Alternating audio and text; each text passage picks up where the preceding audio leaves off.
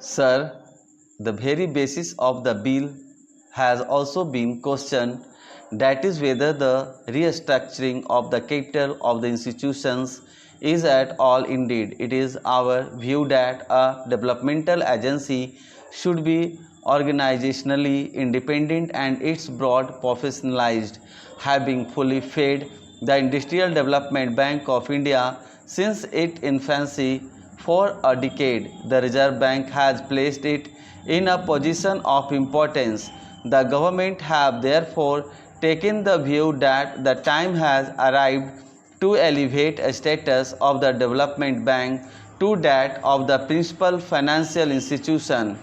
Just as the Reserve Bank is the central bank of the country, the Life Insurance Corporation of India is the principal investment institution. The development bank should achieve the status of the principal financial institution, all the three being directly owned by the government. The bill seeks to achieve this purpose. Further, the board of the principal financial institution should reflect the various impulses of different states of India, particularly those which are industrially backward. As I have already explained, you will see from clause 6 of the bill that in a board of 25 members, excepting 2 who are government officials and 2 employees of the financial institutions, the rest are professionals in the sense by they represent all India and state level financial institutions, banks and various fields like science, technology, industry, economics, industrial cooperative, marketing, etc. The Reserve Bank as the central bank of the country will be represented at the level of a deputy governor on the board and on the executive committee of the development bank. The Reserve Bank is therefore in a position to continue to make its positive contribution of the operations of the development bank and through it to all the other financial institutions. It has also been argued that after the restructuring of the development bank, neither the volume of credit to industry will increase nor will the cost of credit decrease, and thus there is no economic relations for the bill. In any event, the mobilization of resources and their channeling will be done in close coordination with the Reserve Bank of India, having elevated the status of IDBI and made it statutorily responsible for the coordination.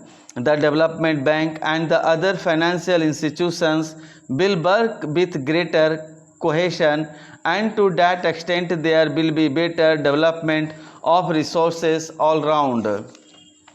A point has also been raised that with the transfer of the shareholding of the Industrial Development Bank of India from the Reserve Bank of the government, large industrial group would have easier access to institutional finance than before. In the second note of dissent by my honorable friends, a similar point has been made that the credit policies to be followed by the institutions have not been defined. The policy of financing industry, including a small scale industry, cooperatives, etc., and the large industrial groups, is determined. It is perhaps not very material whether the Industrial Development Bank of India is directly owned by government or owned through the Reserve Bank. Parliament has therefore the opportunity to oversee the policy being followed by the development bank and the other institutions in financing industry in general and the larger industrial groups in particular. The honorable member has in the minute of dissent referred to the position that the employees' representatives will not be elected on the board but will be selected in a manner prescribed by the government. They have referred to the practice prevailing in regard to the appointment of directors on the boards of nationalized banks. I may inform the House that in the case of the nationalized banks,